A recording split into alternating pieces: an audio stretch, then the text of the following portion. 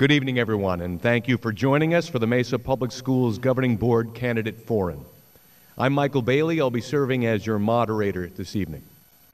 Please join me in welcoming this evening's panelists, 4 individuals who are willing to donate a significant amount of time during the next 4 years to serve the school district. Marcy Hutchinson.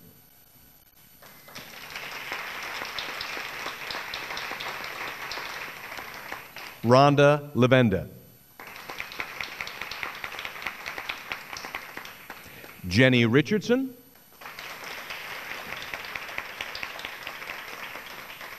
And Ben Smith. Before we begin, allow me to review tonight's format. I'll be asking the candidates a series of questions about topics important to our community. Each candidate will have 2 minutes to answer each question. Just prior to coming on stage, the order in which the candidates will respond was randomly selected. Also, we will rotate who is the first to respond to each question. I'm sure many of you came here tonight with some questions of your own. Hopefully, they'll all be answered during this hour-long forum. Once the formal portion of the evening is over, we will encourage the candidates to visit with audience members to answer some additional questions one-on-one. So, let's get started. We'll begin with Jenny Richardson, and the first question is, tell us a little something about yourself and the reason you're running for the governing board. Thank you for having me. My name is Jenny Richardson, and I don't think it's that unique about me, but on this panel it is unique. I was born and raised in Mesa, Arizona, and I grew up going to Mesa Public Schools.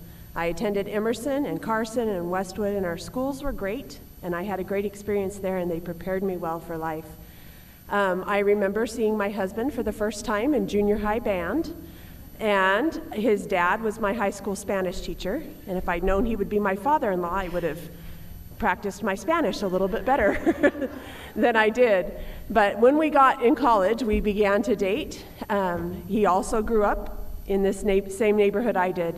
And we went away to college, and I became a teacher. And I taught elementary school for 5 years. And I taught in Utah and Southern California before staying home to raise our children.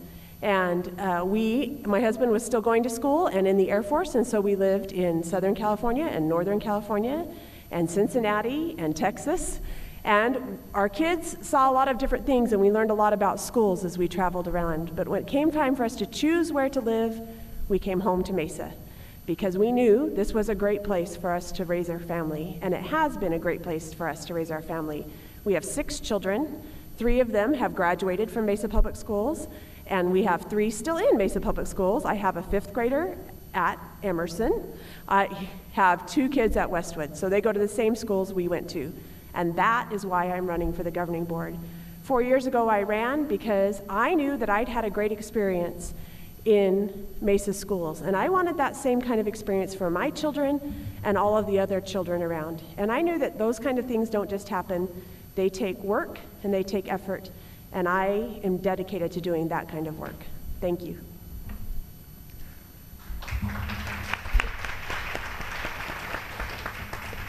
Marcy Hutchinson. I want to thank you all for being here. My husband Mike and I established our careers in Mesa because this is a community that believes in excellence in education. Mesa schools provide the mortar that supports strong families, that build strong communities. And our future in Mesa depends on our strong public schools. Thank you. I'm very uncomfortable sitting here because I was a history teacher. And history teachers don't sit.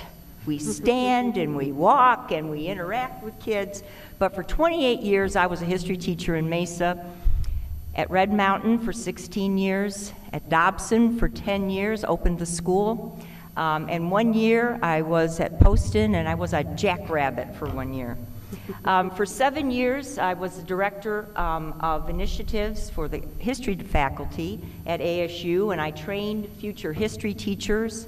I worked with teachers all over Arizona who wanted to provide interactive, arts-based learning experience for students in their classrooms. Mike and I are the very proud parents of 2 daughters, Erin and Mary Beth, who were educated in the Mesa Public Schools, and they were taught by great teachers. Jim Barnett at Ishikawa, Mary Evans at Stapley Junior High, and Brad Kaufman at Red Mountain High School. And our daughters graduated from Red Mountain and ASU and Stanford and Harvard. The quality education they got in the Mesa Public Schools gave them the freedom to seize opportunities, impacting their decisions to pursue careers in education. I want to make sure that students in today's classrooms have every opportunity my daughters had in the Mesa Public Schools.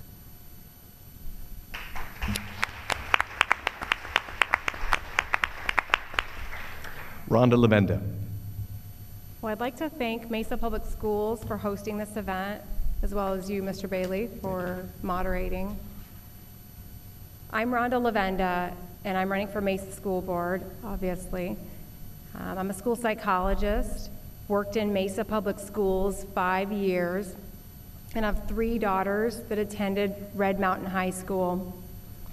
I love Mesa, and I am proud to be a part of this community. I've been approached by many parents and teachers that want more accountability on our district, within our district. I am prepared to work, to listen to what our community has to say, and work with the existing administration and board to help find solutions. As a Mesa School Board member, I will work to empower our teachers, giving them autonomy in the classroom. I will represent parents and be their voice, and will hold Mesa Public Schools accountable for every dollar, making sure our classrooms and campuses are fully funded.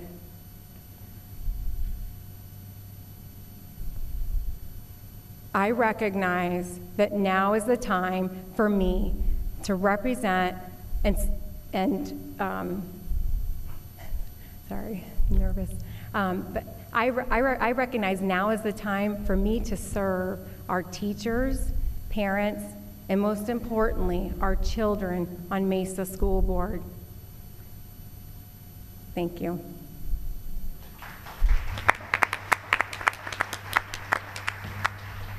Ben Smith. Thank everybody for being here. I want to start with that. My name is Ben Smith. I currently sit on the board, currently the board president. Give you a little bit of background on me. I grew up in Mesa. Got to a certain point, we ended up moving to Scottsdale, but I really enjoyed and really remember my time here in Mesa Public Schools. When I was 25, I met my wife and we married, and we still live in the same neighborhood. She started at Chrisman and finished at Dobson and went to ASU. We've got 3 kids and we've got 1 foreign exchange student who all enjoy the public education system. Professionally, I've been working with educators for 20 years. I've got a background in administration and in consulting, and even on the software side and technology. Part of the reason that I ran 4 years ago was because I was looking for equity and balance within the district. I saw a difference between some of the offerings that were available on the east side of Mesa as opposed to the west side of Mesa. I wanted to help fix that. I wanted to help change that. I wanted to make sure that our kids that were struggling had the same opportunities as some of the kids that were a little more well off. I'm still working on that. I'm not done. I've still got work I need to do. I think that's, so I will add that I don't like, I suffer from dyslexia. And I benefited from the services offered in Mesa Public Schools. That's how I got to where I am. That's how I achieved an MBA and multiple other degrees in higher education. And I want to bring my experience, and I want to continue the work that I've done. So thank you.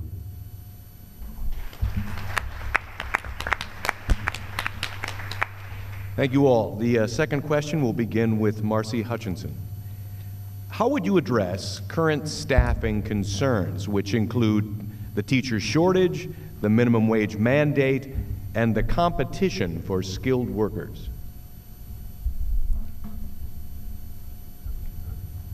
I care that our students are taught by professional educators and served by dedicated support personnel in fully funded schools. I am committed to work tirelessly with anyone to secure the dedicated and permanent state funding to attract and retain the best teachers, the best staff, and the best administrators to educate our kids and to help our community thrive. Arizona's teachers are some of the worst paid in the nation. We are #1 in the teacher wage penalty. Arizona teachers are paid 36% less than other college graduates. We have 62 classrooms in Mesa without a teacher. If we don't pay a competitive wage, who will teach our children? We cannot attract and retain the best teachers when for our kids when they are burdened with overwhelming class sizes and workloads that take them away from their real mission, the teaching of our kids. We've got to stop micromanaging professional educators. We cannot rob them of their professional autonomy and expect loyalty in return. To retain great employees, I am committed to listening to the concerns and the ideas of all who work in our schools. Dedicated district employees must feel valued and respected. We cannot attract and retain highly skilled support personnel when they are not paid a competitive wage. And the minimum wage law has made this extremely difficult for Mesa Public Schools. But I marvel at our employees who work at operations, who repair instead of replace, who recycle and make new. These talented employees save us millions of dollars each year. They must be paid a competitive salary, respected and valued.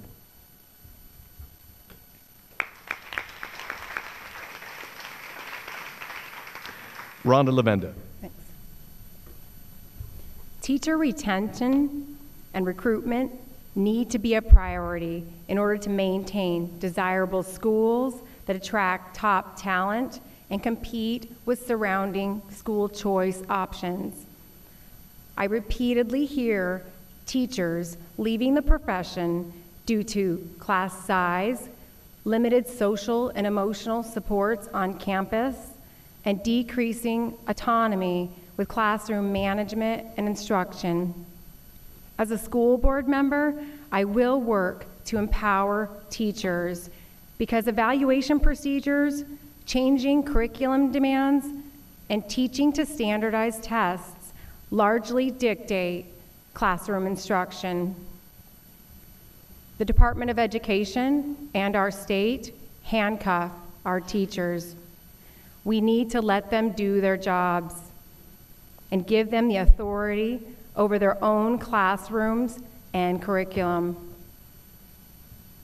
In order to adequately support our campuses, we must first look at spending and budget practices.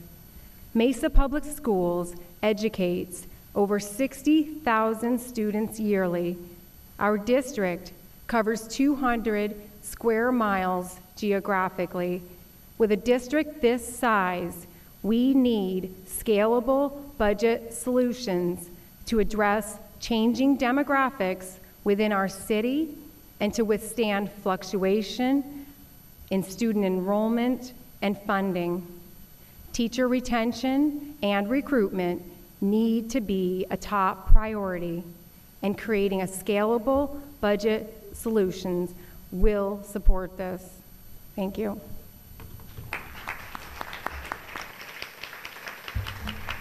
Ben Smith. With regards to this staffing, teacher retention, and recruitment, teachers are only one part of the equation here. You've got to look at all the support staff and the pay to support all of them and the pay to support quality support staff. I've spent most of my time on the board focusing on not only teacher pay, but trying to include everybody, trying to make sure that those classrooms that have 30 and sometimes 40 plus students in them have the help that they need. We're not going to be able to retain those teachers if we stick them in classes and give them the headache of trying to juggle a classroom that large without the support that they need. This year's hashtag is One Team.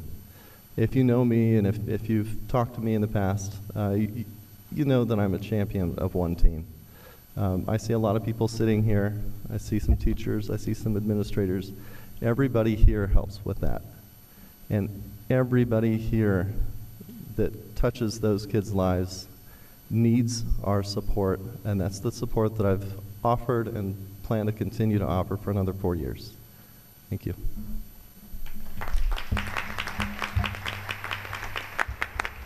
Jenny Richardson.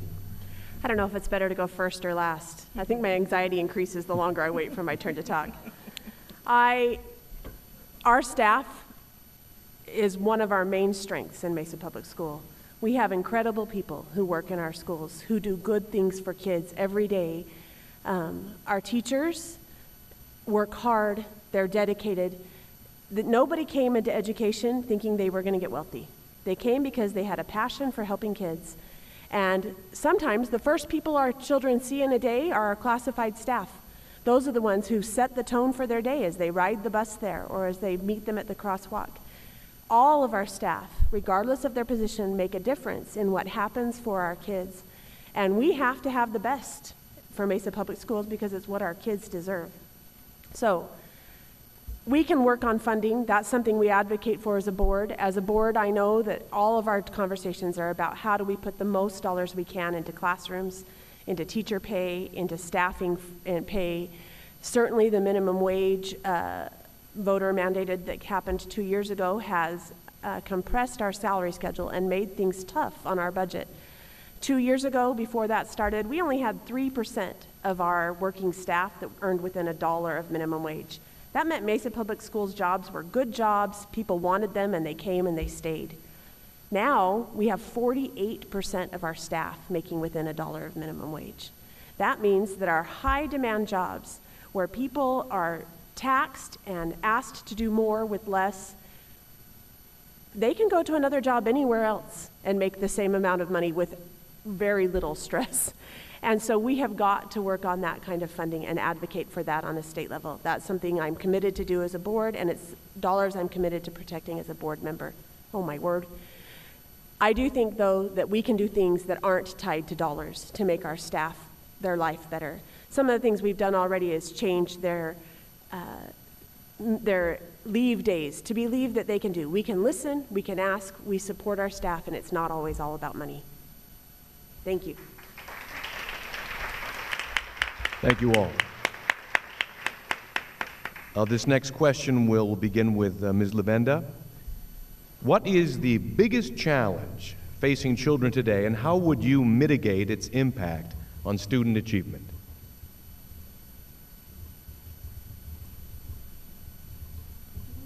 Yeah, that's a new question, or new, yeah. This is question number 3, and this will start with Ms. Lavenda. What is the biggest challenge facing children today, and how would you mitigate its impact on student achievement?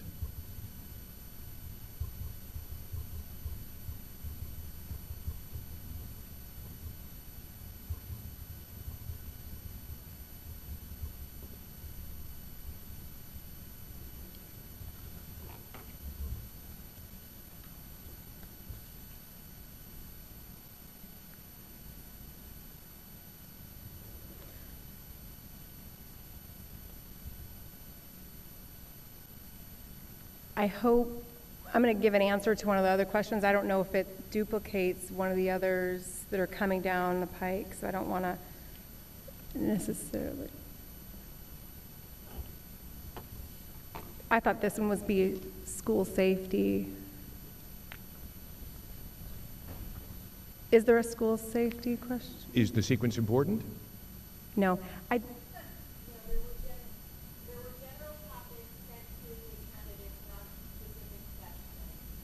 So, this is the question to ask. Yeah. I see. That's fine.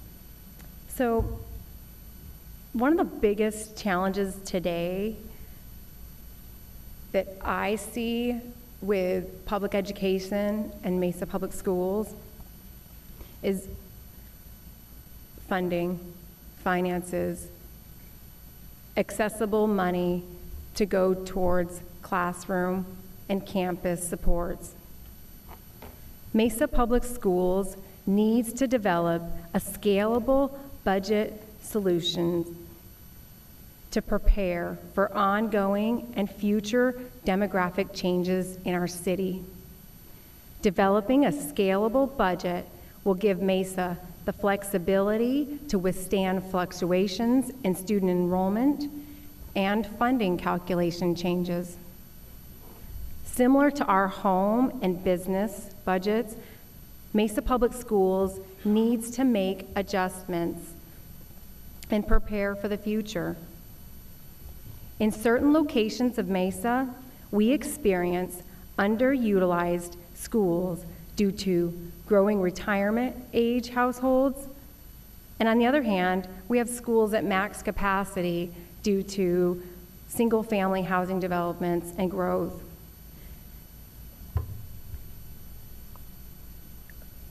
We need to be responsible with all of our assets and available funding to ensure classrooms and campuses are adequately funded. We need to look at all underutilized land, school site, and administrative buildings and consider cost-efficient and income-generating use of these assets.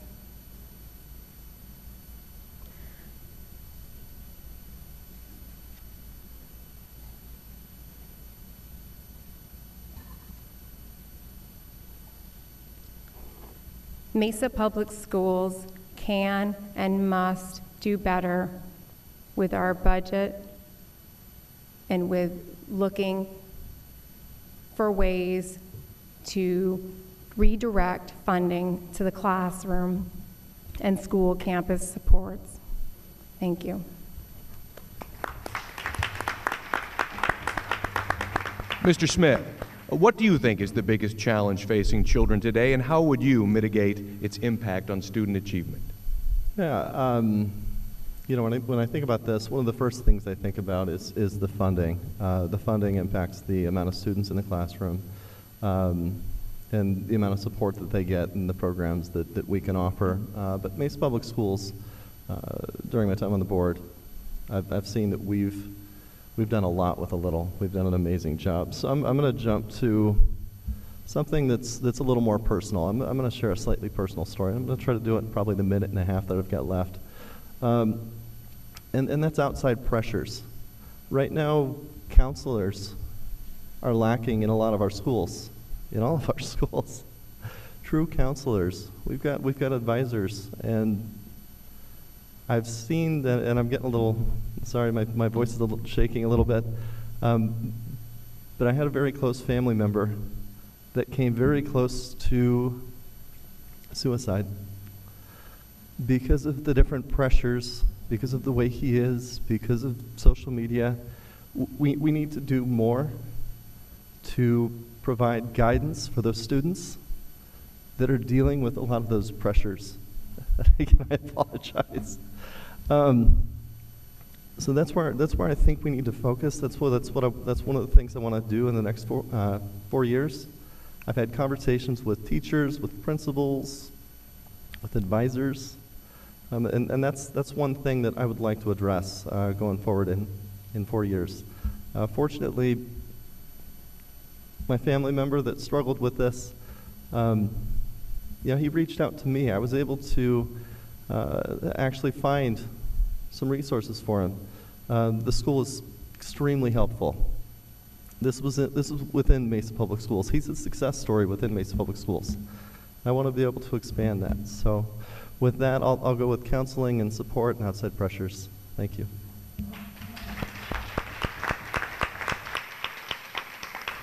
Ms. Richardson, the biggest challenge facing children today and how you would mitigate its impact on achievement. The biggest challenge facing children today, in my opinion, isn't that there isn't just one challenge. And that's the hard job for educators in a school district, is that they come to us with their backpacks already preloaded with certain challenges and things they're facing. And it is our job as a school system to help them navigate those challenges, prepare and learn at high levels. So it's our challenge. It's not their challenge. It's our challenge to help them be ready to learn. I know, for instance, I'll also share a little personal story. My youngest son's kindergarten teacher called me ecstatic one day at the end of the year because my son had benchmarked on his reading list. And I was happy, but I didn't really expect it. He struggled. He's reached all his milestones late. But she was thrilled. And then I realized she was thrilled because she was thrilled for my student. She was a great lady and a great teacher. But her 301 money was tied to whether or not she got a certain percentage of her kindergartners to benchmark on their reading list. And I thought, that's not fair.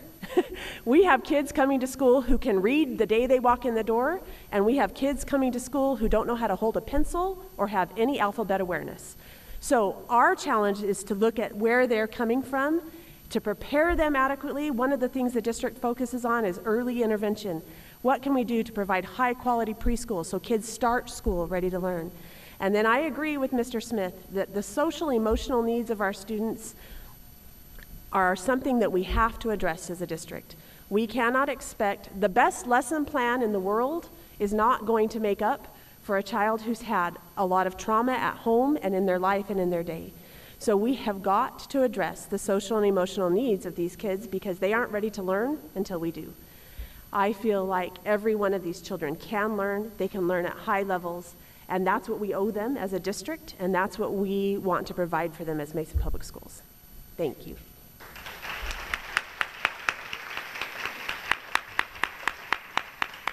Ms. Hutchinson, the biggest challenge facing children today and how you would mitigate its impact on performance. I think one of the biggest challenges facing students in Mesa today is different from the Mesa of yesterday. And that's because of the statistic that the city of Mesa has the highest growth rate of poverty of any city in the United States. Poverty impacts student achievement and how we address their students' needs and making sure that they are successful. I care that every kid gets a shot at a great education in the Mesa Public Schools. A kid's zip code should not determine the quality of the education they receive. And a quality public education is a right, not a privilege. We've got to have school communities come together that are supportive and nurturing.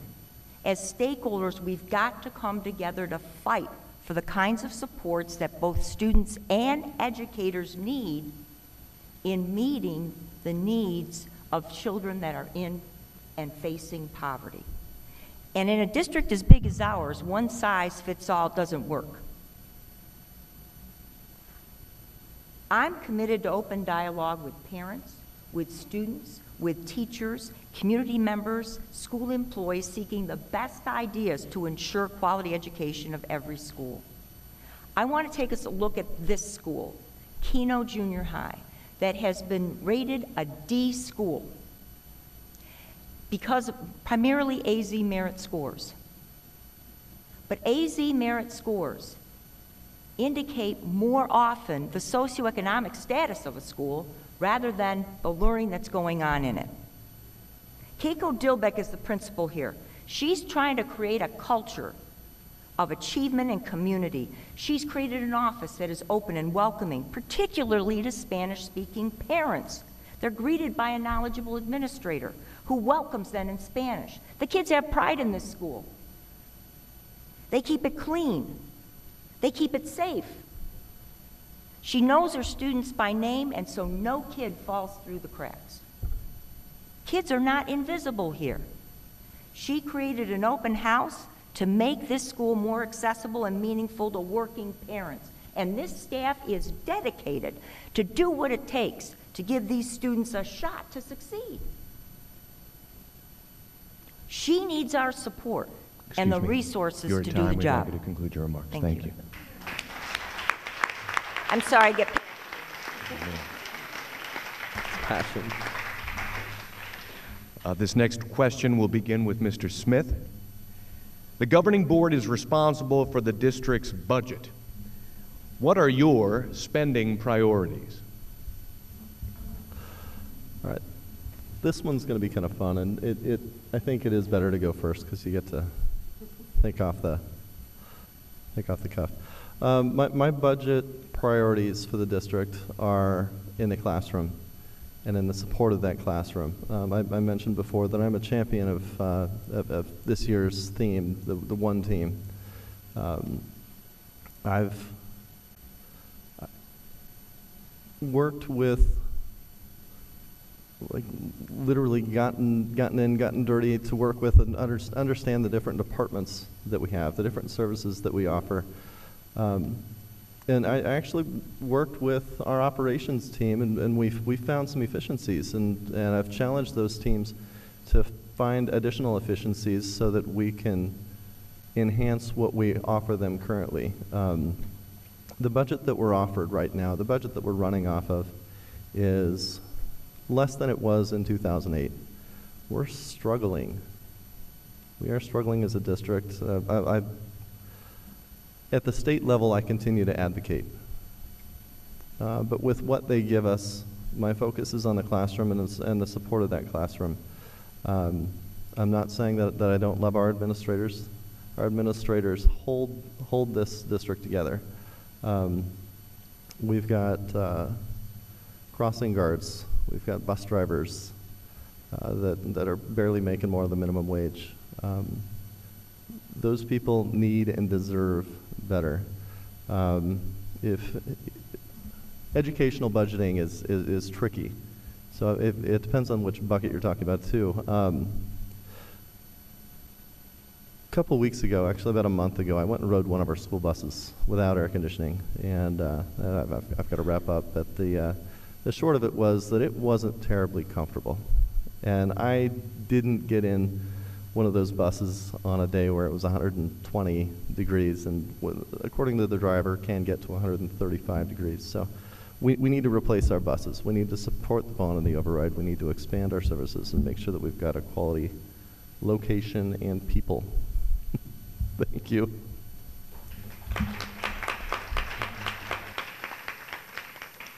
Jenny Richardson. The school budget is, I think, getting even more complex as time goes on. In 2008, when the recession happened and budgets were slashed, it was kind of easy to say, well, we just don't do anything extra. And now that there's a little more funding trickling in, what's hard is to decide, where do we put it? Where do we need it most? Where can it benefit the most students? And where can we encourage high levels of learning?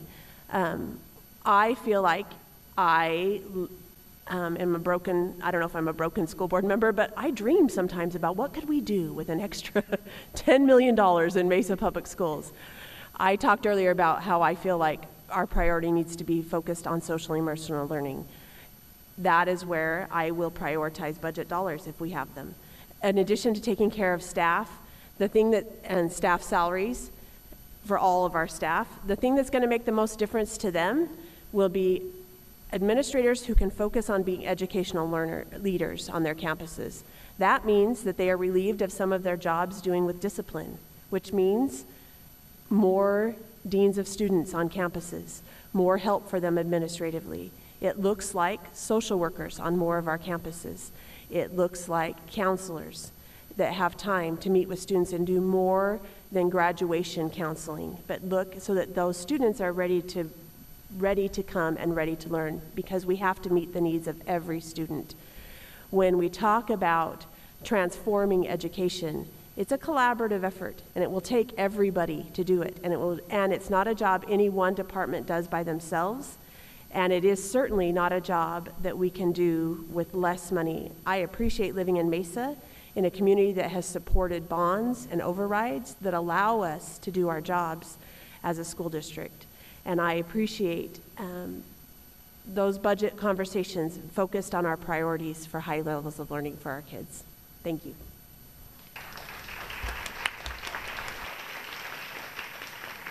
Marcy Hutchinson. Underfunded schools have a direct impact on children's success. And our funding comes mostly from the state. And Arizona is spending $924 less per student in inflation-adjusted dollars than it did in 2008. For 10 years, the state has shorted us $208 million in capital funding. So when we have to make choices on the budget, sometimes Mesa residents have to step up to the plate and help ease those choices that we have to make. Because we need buildings, we need buses, we need teachers, and we need resources. So first, this November 6th, we must pass a bond.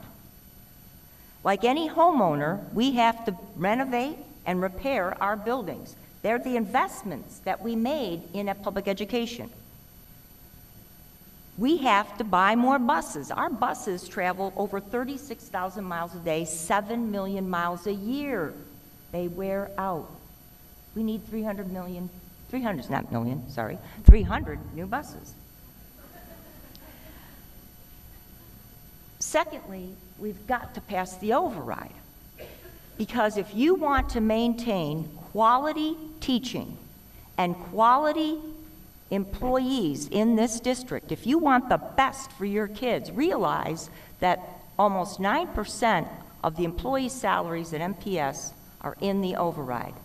If this public does not pass the override, we're done. Game over.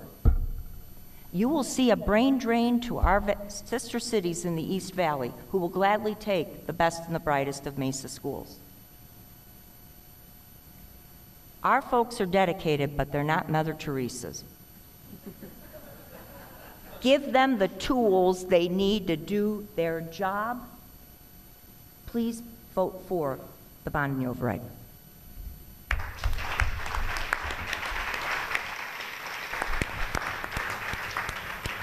Rhonda Lavenda. Thank you. So to touch on the last question, social and emotional support of our students is a top priority for me.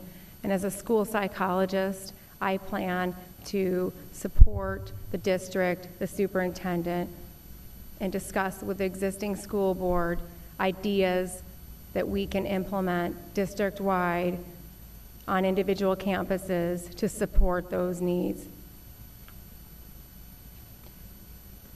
I keep bringing up the budget because nothing's free. Everything costs money. So whenever we have a grandiose idea of we need to implement something, it has to come from somewhere. And that's really my number one reason for running for school board, was because I want to do my part to hold the school board accountable for every dollar so that we can make sure money makes it to the classrooms and school campuses and having the appropriate supports needed on those campuses. One thing I mentioned, I think in my opening, but one of the main reasons that I've been hearing that teachers are leaving the profession are due to limited social and emotional supports on our campus. We've got to fix that, but it takes money.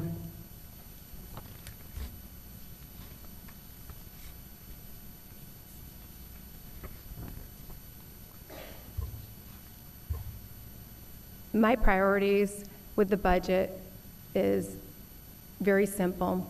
I want to look at the school board's budget similar to how I look at my home budget and we look at our budgets at home or with our business. We need to look at every item line by line. And like what Ben Smith said, the department that he had discussed with, they had found some inefficiencies. And I think we can find inefficiencies across multiple departments if we work at it. We need to look for those inefficiencies so we can funnel as much money as possible to the classroom and supporting our kids.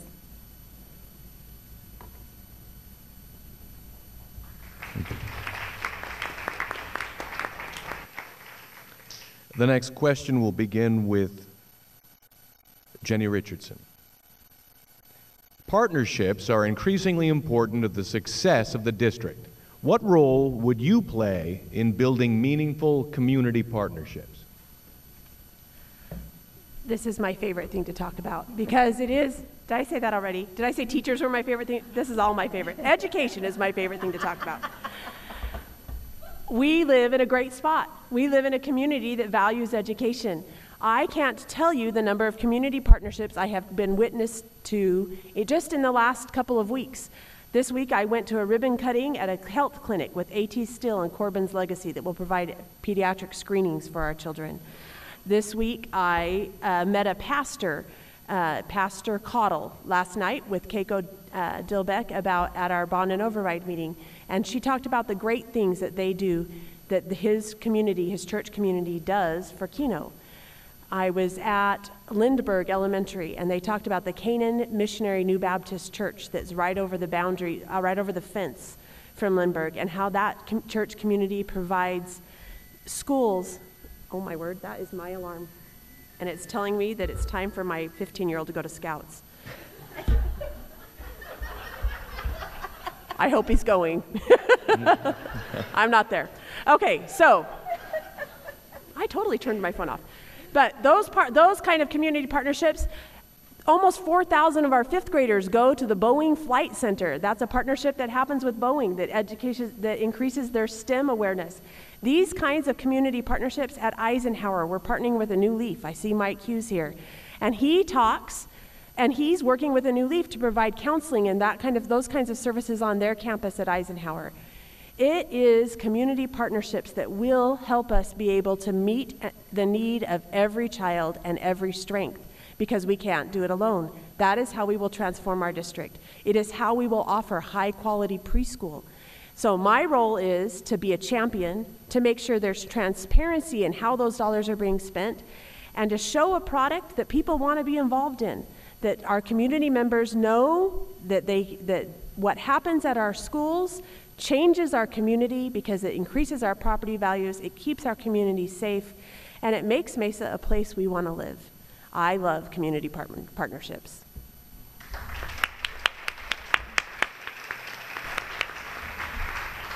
Marcy Hutchinson. We really must think and act innovatively as a community, or we're going to lose the pride of this community, Mesa Public Schools. I truly believe Mesa's strong legacy will lead us to a bright future. We share school resource officers and facilities like swimming pools with the city of Mesa. Our kids enjoy summer recreation programs and concerts and other programs like Project Lit at the Mesa Arts Center. Let's work harder to strengthen our partnership with the city of Mesa. And I can talk from experience. As a director of K-12 initiatives for the ASU history faculty, I helped to create Jazz from A to Z, a collaborative effort of the Mesa Arts Center, Jazz at Lincoln Center in New York, and ASU. The project was focused on an interdisciplinary approach to teaching U.S. and world history using music, art, architecture, literature. Students analyzed literary and artistic creations of the past. We taught them how to be active listeners of music. As Jazz at Lincoln Center Artistic Director Wynton Marsalis says, in music and in life, serious listening forces you to recognize others. That program was funded by corporate citizens here in the city of Mesa, such as Boeing and SRP. We applied for an NEA grant and got a $150,000 grant so that we could provide innovative, interactive learning for Mesa kids. We have an award-winning music program. We have amazing schools like Highland Arts Elementary. Let's explore the expansion of arts education to junior high students by strengthening our ties with the Mesa Arts Center. Let's use the arts to enhance the learning experience of students and engage children who otherwise might not be interested in school. Let's start talking and provide arts as another avenue for success for our kids. Let's come together as a community, innovatively, corporate partners, city and schools. And let's make Mesa Public Schools the crown jewel we know it is. Thank you.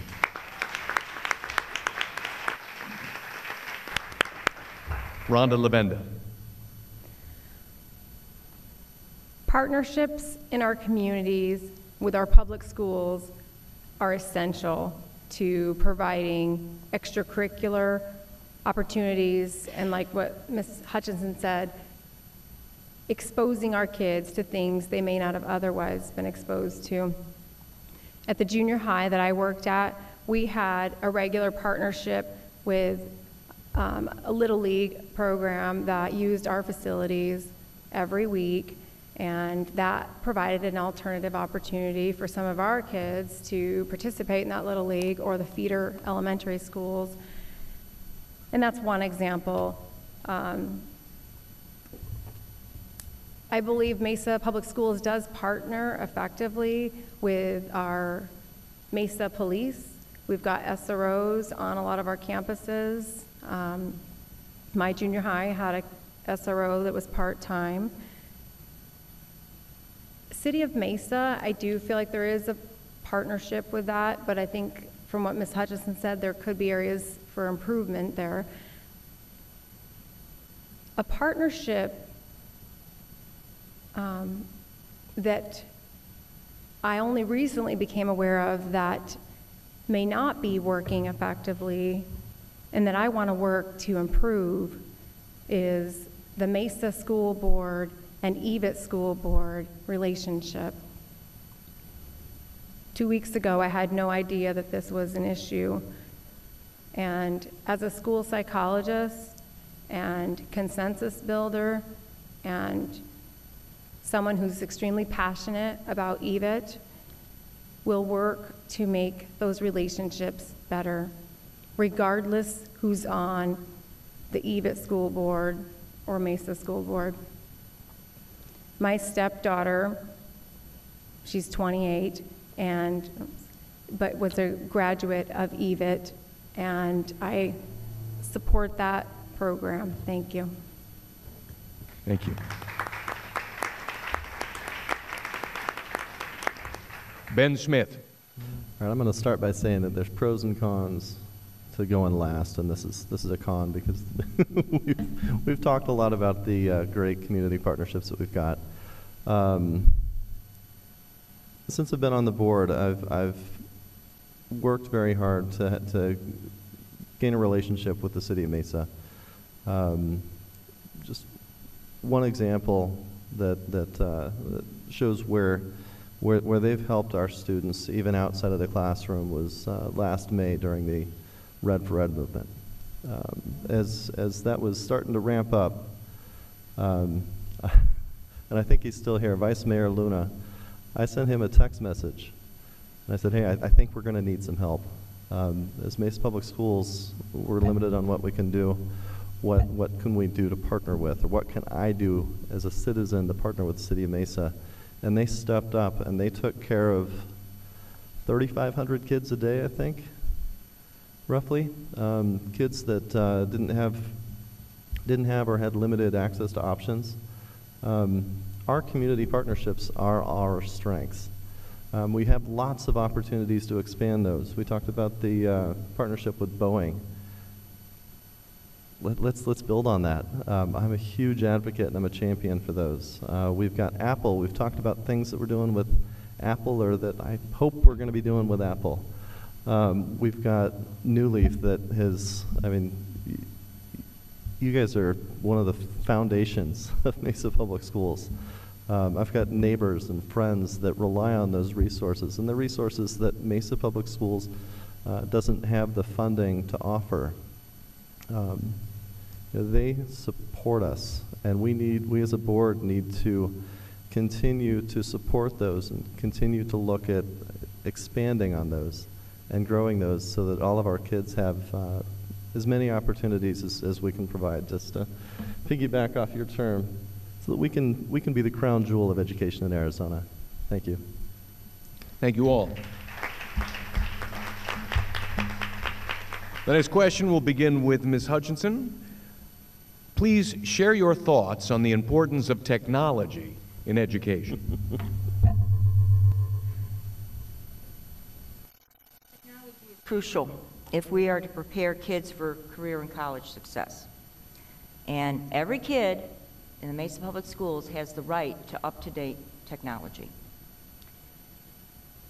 The bond that we are asking you to vote for will provide $87 million for program-based expansion, aging device replacement. We're all still carrying those flip phones, right? And network upgrades to support security and device demands. The override will provide technology training for teachers to fully integrate the technology into the learning process. The one-to-one initiative that was financed by the last bond and override was a success, and I know this from my own experience. As a part of my work at ASU, I worked with Westwood students and their National History Day experience. I arranged a workshop at Hayden Library prepared by a professional librarian for these students. It was the college library day. They spent the entire day there. Certainly, the college library was more complex. It had more resources, but the kids could quickly navigate it due to their experience with technology at Westwood. We had prepared them to be successful. All it took was a little training of a more complex facility, and they were on it. By 11 o'clock that morning, they were off doing their own research. Thank you. Ms. Lavenda. Thank you. Mesa Public Schools needs to build systems and schools that parents want and teachers can support. For every parent that supports one-to-one devices in our classrooms, there's an equal number of parents not in support of continual computer access in class. We need to listen to parents, collect data, and ultimately provide options or choice on our campuses when it comes to technology. I currently work at an online high school, and this experience has enlightened me to the benefits of using technology to more efficiently support students and ultimately improve academic outcomes. If I needed tutoring or extra support in high school back in the mid-90s, I had to schedule a time to meet with a teacher outside of the school day to get that extra help. Fast forward 20 to 25 years, and right now, largely, the same process is what the students go through to get extra help. The online platform makes efficient use of teacher and student time, and it allows students to pause, rewind, and replay entirely lessons taught by teachers. Although the format doesn't align with the typical brick and mortar school instruction format, it brings a question to my mind. can we incorporate something like that within our classroom settings where we're recording and uploading instruction for our kids to view at a later time to make more efficient use of teacher time. Thank you.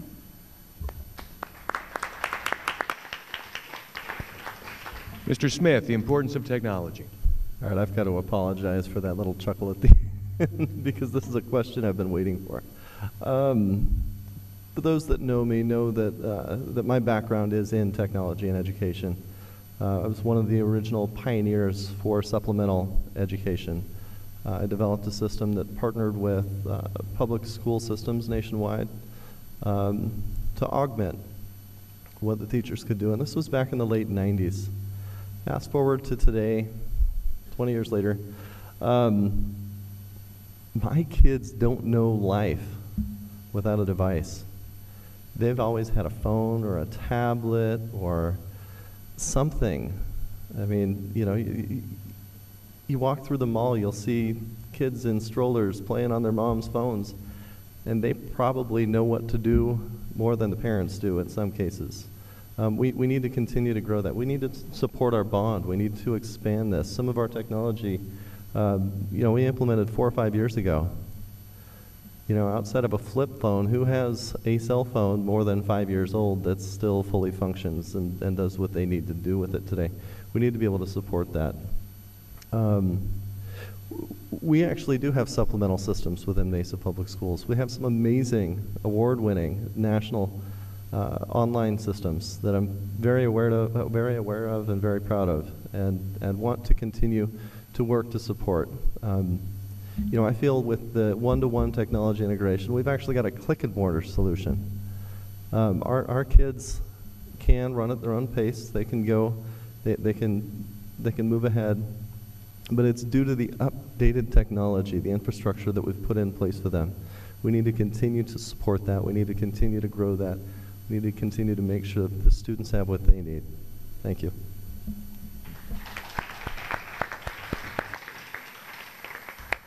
Ms. Richardson. Technology is no longer a luxury, it's a necessity in this day and age. If we're graduating kids that are truly college and career ready, and community ready, then technology is a big piece of that. In the last bond that was approved in 2012, we spent $64 million on technology.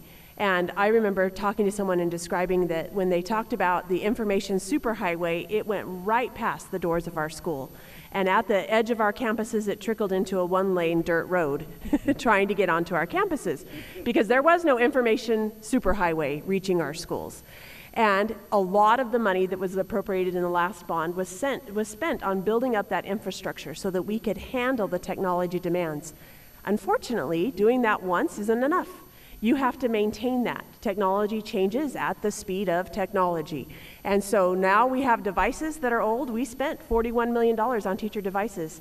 They don't last forever. They're taking great care of the one-to-one devices that they have. Our loss nationwide, I think the loss amount that we expected in high school students with their computers was about 10%, 8 to 10%, and we're coming in more at 3 and 4%. So the kids are taking care of this technology. They value it. Has there been a learning curve? Absolutely, there has been a learning curve. Will there continue to be ways we can stretch and improve the ways we use technology? There are. But I have seen project-based learning happen at Falcon Hill Elementary where they made stop animation with their technology and they created great learning projects. I have watched high schoolers use it and understand Canvas and understand how to upload their assignments, things that will prepare them to better function when they hit college.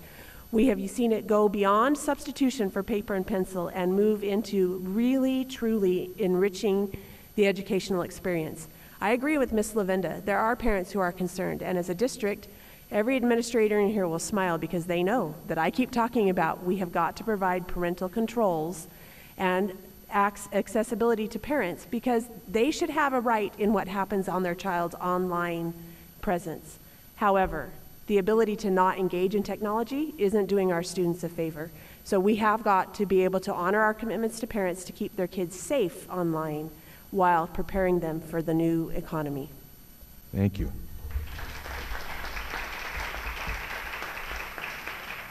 For the next question, we'll begin with Rhonda Lavenda.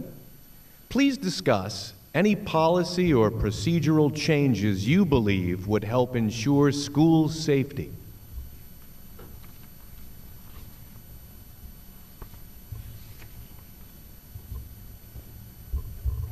School safety is an ongoing concern and needs constant review. Many Mesa school sites have created a two-door entry system before an intruder could have access to students and staff. Implementing this system across the district is needed.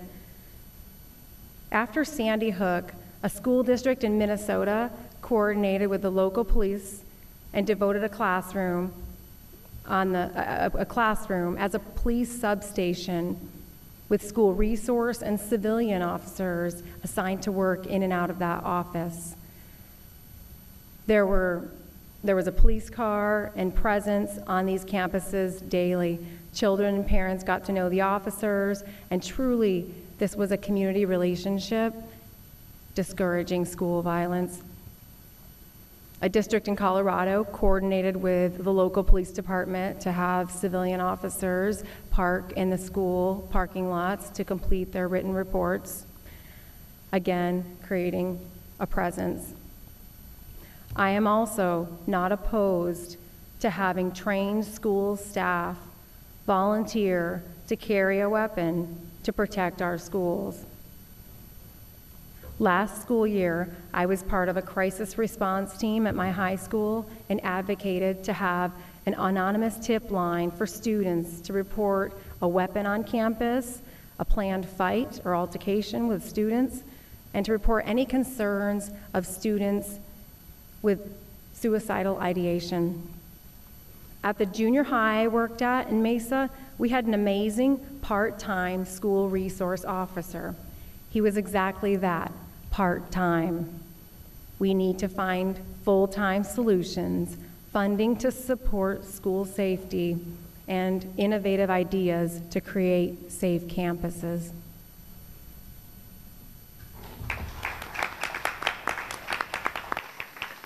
Ben Smith. All right. Like I said, I've been on the board for 4 years. We've focused a lot on safety. In contrast to what Lavenda said, I don't support putting guns in our classroom. Trained or not, I do not support putting guns in our classroom. I will say that straight up. As a board, we've looked at policy, we've looked at procedures to increase safety.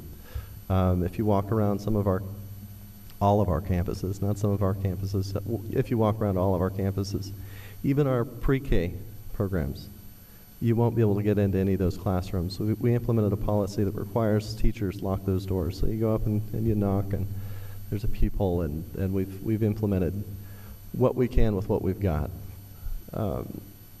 What we can do is we can support changes to the budget to modify the campuses. You look at campuses like Mesa High School, a lot of different buildings. If there's a lockdown, there's a lot to lock down. You do have the security of each individual classroom locked, but you've got big courtyards and an entry that is probably 30, 40 yards from the front office.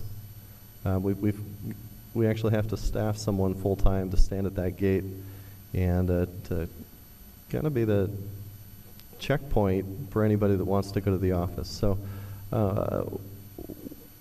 while I support everything that we've done, I think we need to do things with our budget. I think in this bond, we've looked at, or we're going to consider security enhancements. Please pass the bond. Thank you. Thank you. Jenny Richardson, School Safety. Actually, just this morning, I went to an active shooter training at one of our elementary schools. It was conducted by an SRO, a full-time SRO from Carson Junior High School, and he was down at the elementary school teaching classified staff on how to handle something that would be the worst day that any of us would ever want to have on campus. And it really brought home to me how important these staff members are in keeping our kids safe. And we owe them that kind of training. We owe them that kind of responsibility and those kind of safe campuses. In the last bond that was passed in 2012, we spent $12.6 million making our campuses safer, adding cameras, adding fences, modifying front offices to try to make our campuses as physically secure as we can. But every child deserves to feel safe on campus. And safe on campus doesn't always mean physical safety from outside threats. Our kids deserve to be safe on campus. We have talked a little bit about keeping them safe with technology. How do we make sure that we are keeping them safe from cyber threats? How do we make sure we are keeping them safe from things that are available on the internet that we don't want our children to see? That's an issue of security that we need to address. And the social emotional security of our kids. Our kids deserve to feel safe in their classroom.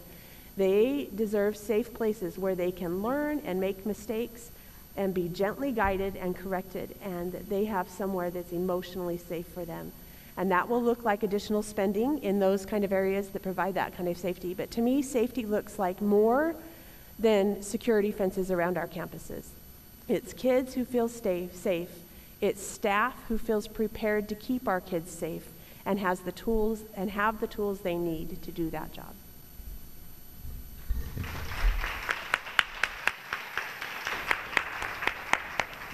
Marcy Hutchinson.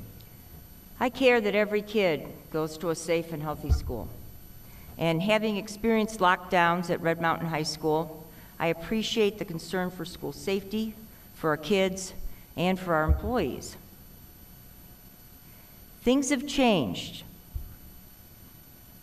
In partnership with the City of Mesa, school resource officers play a vital role on the campus, and they're a vital support system for our staffs. Every high school has a tip line where kids can alert administrators. Any message, anytime. One school has 42 screens watched constantly by a guard. But those assistant principals still walk the hallways.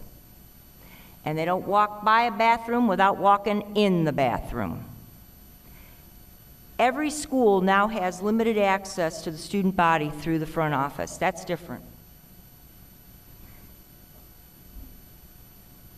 But at a recent SIAC meeting, parents were terrified by recent student overdoses and were begging for accurate information so that they could have an honest talk with their kids. They wanted to know what to look out for. They wanted to come together as a community to figure out solutions. But they went home with no plan of action. I am going to join the chorus of my fellow contestants here. We need more counselors. We need more school psychologists. Adults who have skills and whom parents and kids can go to and trust when they need help, when they're bullied, when they feel alienated, when they feel suicidal. And we need to lower class sizes so teachers can give students more attention to not just their academic needs, but their social and emotional as well. For many students, school is the stable force in their lives. And I believe that that stability is the key to school safety. Thank you.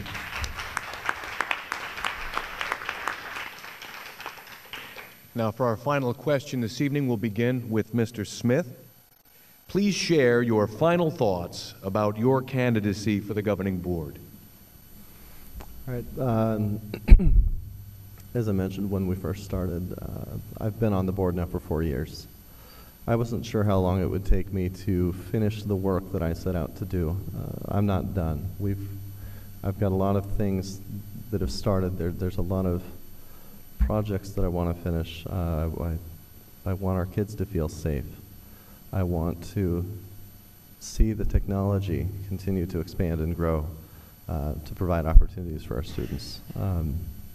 We talked a lot about social emotional learning. That is greatly greatly important to me. I want to make sure that we have programs and policies and procedures and people in place to support those. I also want to make sure that our classified staff continues to feel supported. I've visited a number of other districts and a number of other school board members throughout the state, and I feel like we've got a really good thing here in Mesa. I want to maintain that. I want to build that. We've got an amazing culture. I'm not done with what I set out to do. I want to continue to grow our community partnerships. You know, I talked about the ability to text Vice Mayor Luna. That was awesome. He came to our rescue. There are businesses that can come to our rescue. We've got so many shortfalls within the budget that through my 4 years of understanding, and I will fully admit, walking into this, I had no idea. I thought I understood educational budget. After 4 years, I finally feel like I understand it. I want to continue to enhance the programs that we've got with the budget that we've got, and to find efficiencies and to work with our different teams. And I look forward to your vote in November. Thank you. Thank you. Jenny Richardson, final thoughts. I want to thank you for coming. This is a really fun way to spend a Thursday night. But I want to thank the district for hosting this kind of forum so that we can talk about the things that matter most. And I want to thank the other candidates who are running. As much as I would like to say, in Gilbert, they don't have a contested race this time. They have 2 openings, they have 2 qualified candidates, and there's no election. And that looks really tempting to me. But that's not what Mesa is. That's not who Mesa is. Mesa is a place where people care about what happens in education, and I think you can see that by the candidates that are here tonight. People care for different reasons. We have different personalities, different focuses, and different strengths we bring to the job. But people care about education in Mesa, and that's what makes us great. And so I appreciate these candidates and the great races they are running and their efforts to spread their message and their word. I did not run for the school board 4 years ago because I love budgets, nor do I love policy. I ran because I love Mesa. I love our kids. I want the best educational experience possible for them. I ran because I want it for my kids, and I want it for yours. And that is why I serve in Mesa Public Schools. And I appreciate your support and your vote in November. Thank you.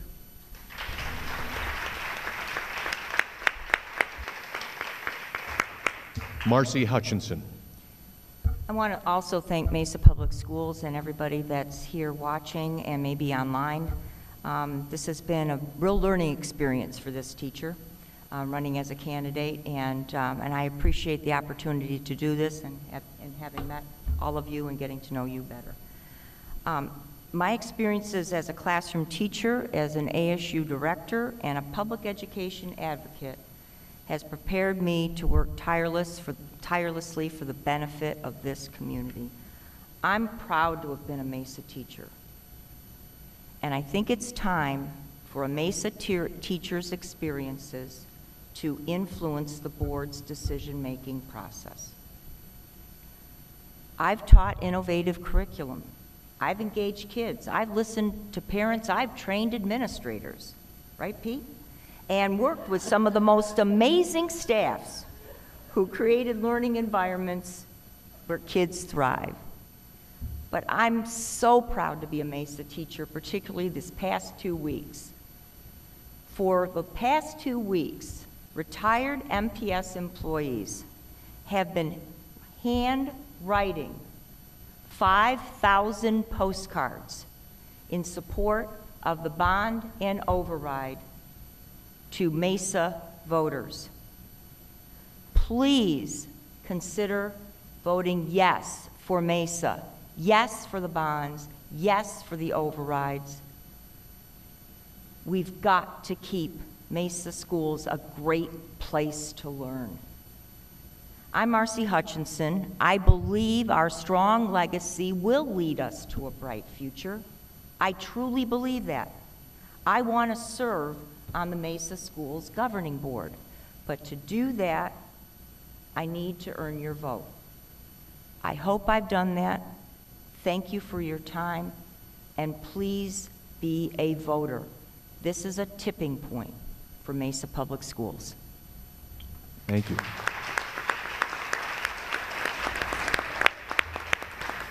Rhonda Lavenda, closing thoughts. Thanks. As a school psychologist and consensus builder, I will work to bring parents and teachers together for the benefit of improved student outcomes. Our recent debate has largely been focused on teachers, but parents are our primary stakeholders.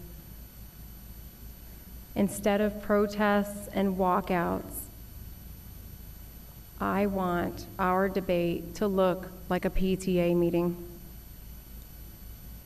I am grateful to the few teachers that likely don't see eye to eye politically with me, but have reached out to me and have shown me continual respect and asked questions. It's those interactions that I want to build upon to improve teacher and parent relationships. We need to work together in order to improve student outcomes. As a parent and a former employee of Mesa Public Schools, I will also, similar to Ms. Hutchinson, bring a perspective that our Mesa School Board needs. We need somebody that has worked in the district that can give insight, bring questions to the table, and ideas that aren't being brought up currently. No offense, it's just additional ideas. We work together. We all bring a different perspective. But I will do my best. I have the best intentions for Mesa Public Schools, and I do support the override and bond. We need to pass the override. 8.7% of current teacher and staff salaries depend on it. Thank you. Thank you. Well, that concludes our forum for this evening. I, for one, am very grateful and heartened by the passion, dedication, and quality clearly evident in all the candidates this evening. Please join me in thanking them for their participation.